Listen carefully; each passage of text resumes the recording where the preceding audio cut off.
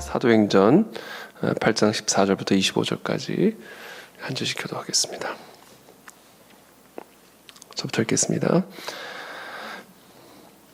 예루살렘에 있는 사도들이 사마리아도 하나님의 말씀을 받았다함을 듣고 베드로와 요한을 보내매 그들이 내려가서 그들을 위하여 성령 받기를 기도하니 이는 아직 한 사람에게도 성령 내리신 일이 없고 오직 주 예수의 이름으로 세례만 받을 뿐이더라. 이에 두 사도가 그들에게 안수하며 성령을 받는지라. 시몬이 사도들의 안수로 성령 받는 것을 보고 돈을 들여 이르되 이 권능을 내게도 주어 누구든지 내가 안수하는 사람은 성령을 받게 하여 주소서 하니 베드로가 이르되 네가 하나님의 선물을 돈 주고 살 줄로 생각하였으니 네 은과 네가 함께 망할지어다. 이 도에는 네가 관계도 없고 분깃될 것도 없느니라. 그러므로 너의 이 악함을 회개하고 주께 기도하라. 혹 마음에 품은 것을 사하여 주시리라.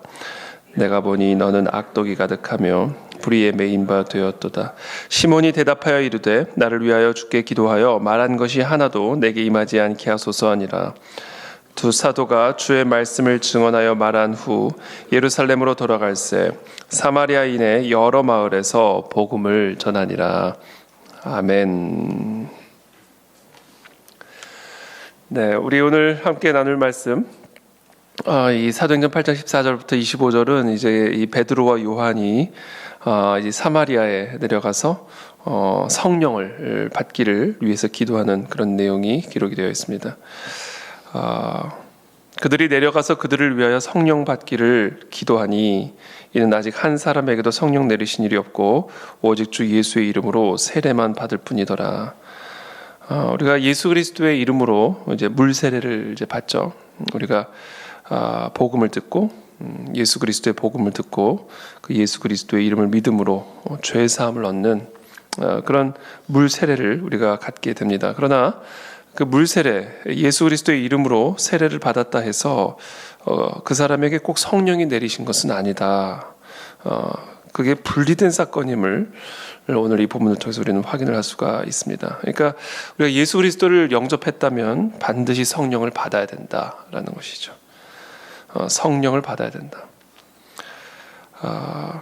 그래서 예루살렘에 있는 이 두 사도 베드로와 요한이 사마리아에 이제 복음이 전파되고 사람들이 복음을 들었다, 복음을 영접했다라는 소식을 듣고는 내려가서 성령 받기를 위해서 기도하는 것입니다. 저와 여러분들은 성령을 받은 사람입니까? 예수 그리스도 이름을 믿음으로 물 세례를 받았다면, 그렇다면 저와 여러분들은 성령의 세례, 성령을 받은 사람들입니까? 18절에 보면 시몬이 사도들의 안수로 성령 받는 것을 보고 돈을 들여 이르되 이 권능을 내게도 주어 누구든지 내가 안수하는 사람은 성령을 받게 하여 주소서, 이렇게 이야기하는 장면이 이어서 기록이 되어 있습니다.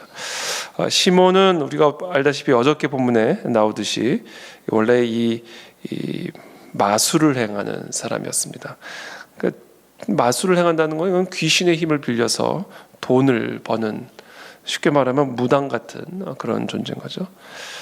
사실 귀신의 힘을 의지하여 마술을 행함으로 사람들로부터 자칭, 사람들로부터 큰 자다, 하나님의 능력이다, 이렇게 일컫는 그런 사람이었습니다. 그러니까 귀신의 능력으로 마술을 행하면서 하나님의 능력인 것처럼 그렇게 사람들로부터 어떻게 보면 칭송을 받았던 그런 사람이 이제 시몬이라고 하는 사람이죠. 근데 이 시몬이 빌립이 전하는 복음을 듣고요, 세례를 받습니다.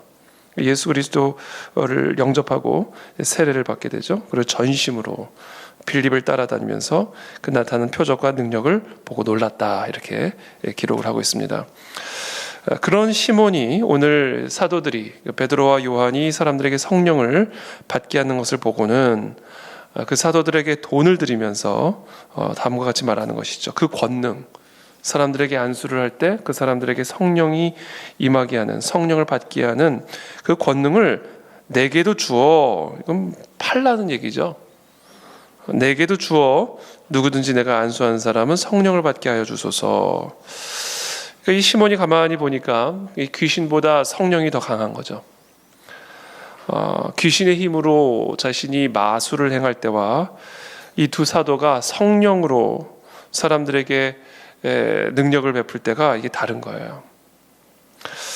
어쩌면 이거 확신을 할 수는 없습니다만 어쩌면 이 시몬은 애시당초 그와 같은 이 사도 베드로와 요한 안에 있는 또는 빌립 안에 있는 그와 같은 성령의 권능을 보고 그들을 따라다녔는지 모르죠. 복음을 영접했는지 모릅니다. 그건 우리가 알 수는 없습니다만 이 빌립으로부터 세례를 받을 때 이 시몬의 마음의 중심이 진정한 회개를 가지고 그와 같은 복음을 영접한 것일까?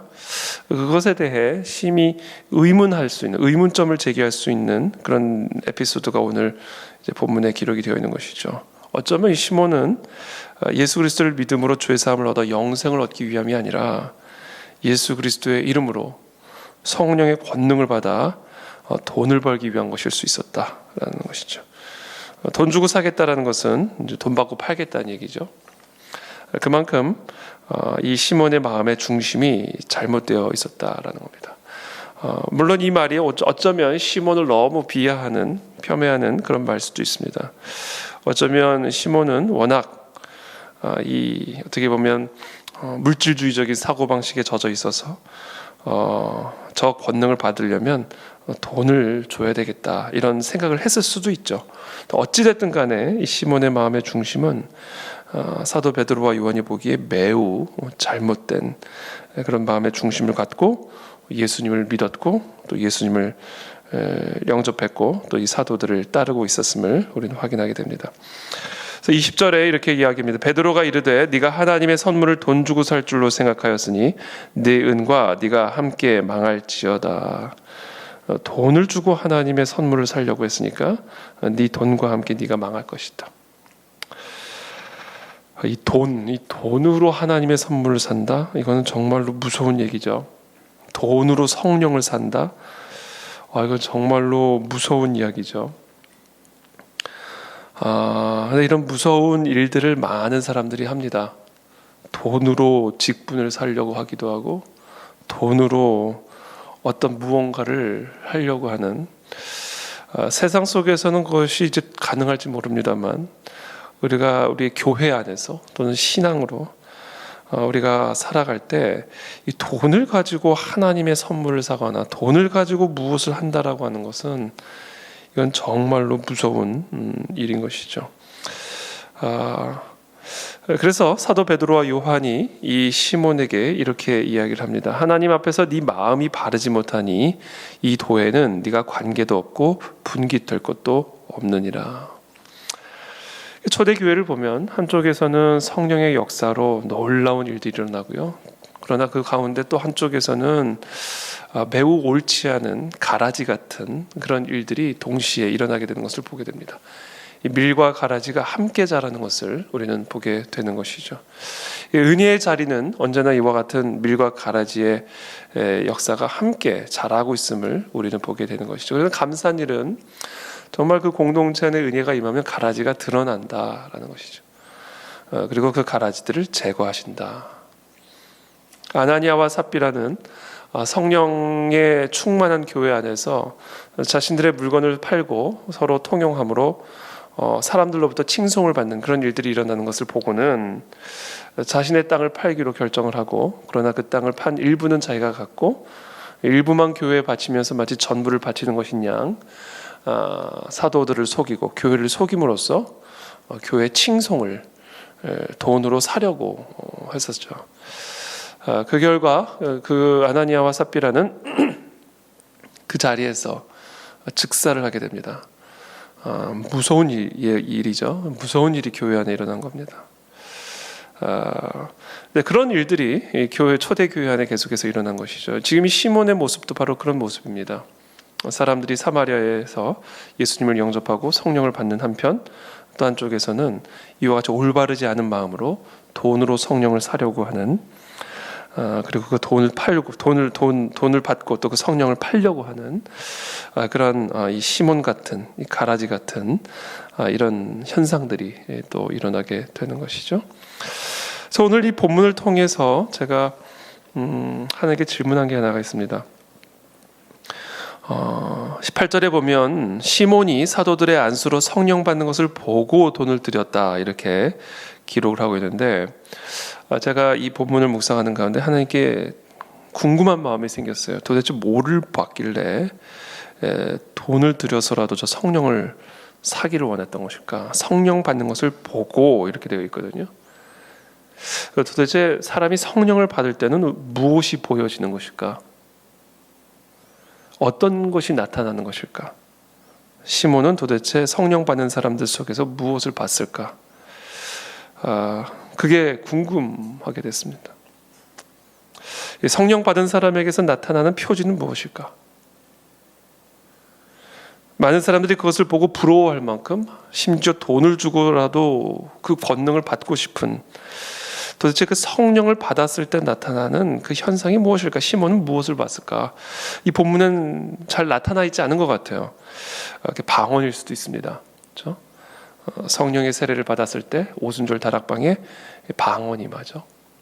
방언이 임할 수도 있고, 또 술에 취한 사람처럼 도무지 이해할 수 없는 그런 말들을 또는 비전들을, 그런 환상들을 또 이야기할 수도 있고, 꿈을 꿀 수도 있고, 성령을 받았을 때 여러 나타나는 현상들이 있을 수 있겠죠. 도대체 오늘 이 본문에서 시몬은 이 사도들의 안수로 성령 받는 것을 어떤 모습으로 보았을까? 저는 이 본문 안에서 이제 그 답을 찾아보려고 오늘 이 본문을 깊이 묵상하는 가운데 21절부터의 말씀을 통해서 성령을 받을 때 나타나는 현상, 성령을 우리가 받을 때 반드시 보게 되는 표지, 그것을 확인을 하게 되었습니다. 시몬은 성령을 받은 사람이 아니었죠. 그렇기 때문에 나타나지 않는 게 있었습니다. 이게 뭐냐면 마음이 바르지 못하니, 이렇게 얘기하죠. 21절에 하나님 앞에서 네 마음이 바르지 못하니 이 도에는 네가 관계도 없고 분깃될 것도 없느니라. 성령을 받지 못한 사람은 마음이 바르지 못해요. 그러나 성령을 받은 사람은요, 이 바르지 않았던 마음이 바르게 됩니다. 이 마음이 바르게 돼요. 올바른 마음으로의 변화가 일어난다는 것이죠. 올바른 마음의 상태로 변화되어지는 것, 이것이 성령을 받았을 때 나타나는 가장 중요한 표지입니다. 22절에 그러므로 너의 이 악함을 회개하고 주께 기도하라. 혹 마음에 품은 것을 사하여 주시리라. 이 악함. 23절에 내가 보니 너는 악독이 가득하며 불의에 매인 바 되었도다. 이 시몬의 마음이 어떤 식으로 바르지 못했느냐 하면 이 마음에 악독이 가득했고요, 불의에 매인 바 되었다라는 겁니다. 이게 시몬의 마음의 상태였어요. 이게 성령을 받지 못한 사람에게서 나타나는 특징입니다. 예수 그리스도의 이름을 영접하고 세례를 받았다 할지라도 성령을 받지 않은 사람에게서는 바로 이런 모습들이 나타납니다. 그러므로 오늘 저 여러분들이 나는 성령을 받은 사람인가 아닌가, 물론 우리가 방언을 통해서도 확인할 수 있고 여러 가지 성령의 체험을 통해서 내가 정말 성령을 받은 사람인가 아닌가를 알 수 있지만, 여러분, 내가 성령을 받은 사람인가 아닌가를 확인할 수 있는 가장 중요한 표지, 가장 중요한 표지, 그 가장 선명한 표지, 그것은 바로 이 마음의 올바름, 성령의 열매들이다라는 겁니다. 이 성령의 열매는 마음의 올바름으로 나타나는 겁니다. 가짜 방언도 많거든요. 엉터리 방언이 많아요. 그리고는 성령 받았다라고 착각하면 안 됩니다. 그런 방언들은 또 금방 없어져요. 그러니까 이 가짜 방언 받고 성령 받았다 생각하시면 안 됩니다. 그러니까 이 이 성령을 받았다라고 했을 때 우리 안에서 나타나야만 하는 가장 중요한 특징은 이 마음의 변화. 23절에 보면 너는 악독이 가득하며 이렇게 얘기하죠. 이걸 영어 성경으로 보면, 또 헬라어 성경으로 보면 이 포이즌 그러니까 악독으로 지금 이게 독이 올라 있다는 거예요. 마음이 독이 퍼져 있다는 거예요. 악이라는 독이 퍼져 있다. 포이즌이에요. 이 악독이 가득하다는 얘기가. 그러니까 악의 독이 들어있다 이 얘기고, 불의에 매인바 되었다, 그러니까 불의에 묶여있다, 불의의 종이 되어 있다라는 거예요. 그러니까 이게 무슨 얘기냐면요, 악으로 독이 들었고 불의에 묶여있다는 얘기는요, 이건 내 힘으로 스스로 악으로부터 벗어날 수 없는 겁니다. 내 힘으로 스스로 불의로부터 자유해질 수가 없음을 의미하는 거예요. 이건 내 힘으로 할 수 있는 게 아니에요. 악으로 독이 들어있고 불의로 묶여있고. 그래서 이 성령 하나님이 임하시면 어떤 현상이 나타나냐면, 내 마음이 이 악으로 완전히 포이즌이 되어 있는, 독이 들어있는, 불의에 완전히 사로잡혀 있고 묶여있는, 사슬에 이렇게 체인에 묶여있는 내가 그 악으로부터 해독이 되어지고, 내 마음이 내 마음을 묶고 있는 그 불의로부터 자유해지는 역사가 일어나게 되는 거예요. 이게 바로 성령님이 우리 가운데 임했을 때 나타나는 가장 중요한 표지입니다. 풀어주는 역사, 풀어지는 역사라는 것이죠. 그러면서 우리의 이 악독이 가득하고 불의에 묶였던 마음이 그 모든 악독과 불의로부터 자유해지면서 치유를 받으면서 이 마음이 올바른 상태로 쫙 변해지는 것이죠. 이것이 바로 이 성령이 우리 가운데 임하셨을 때 나타나는 현상입니다. 그래서 예수님께서 본격적인 공생애를 시작하실 때 나사렛에 이르셔서 안식일에 한 회당에 들어가셔서 성경을 읽으시려고 서셨을 때 선지자 이사야의 글을 읽죠. 성령께서 예수님께서 이 글을 읽습니다. 주의 성령이 내게 임하셨으니 이는 가난한 자에게 복음을 전하게 하시려고 내게 기름을 부으시고 나를 보내사. 복음을 전하게 하시기 위해서 보내신 거예요. 그렇게 해서 복음을 받으면 성령을 받게 되는데, 그 성령을 받았을 때 어떤 일이 일어나는가? 포로된 자에게 자유가 임한다. 성령님이 있을 때 나타나는 현상이에요. 죄의 포로된 자, 불의의 포로된 자, 악독의 포이즌이 되어 있는 그런 악의 독에 포로된 자에게 자유가 임한다. 그 모든 사슬과 독으로부터의 자유가 임한다. 눈먼 자에게는 다시 보게 함을 전파하며 눌린 자를 자유롭게 하고, 악독과 불의에 눌려 있는 자, 악독과 불의에 눈먼 자가 다시 보고 자유롭게 되고, 그와 같은 주의 은혜의 해를 전파하게 하려 하심이라. 그래서 우리는 내가 성령 충만한가 아닌가를 확인하려고 할 때요, 어떤 뭐 신비로운 체험도 물론 성령이 임할 때 나타나는 현상이긴 합니다만, 그거는 어떻게 보면 부수적인 거예요. 어떻게 보면 부수적인 것이고, 성령이 임하셨을 때 나타나는 가장 본질적인 특징은 이 마음의 변화입니다. 이 마음의 변화로부터 모든 삶의 변화가 흘러나오는 것이거든요. 무릇 지킬 만한 것보다 너희의 마음을 지키라. 생명의 근원이 이에서 남이니라.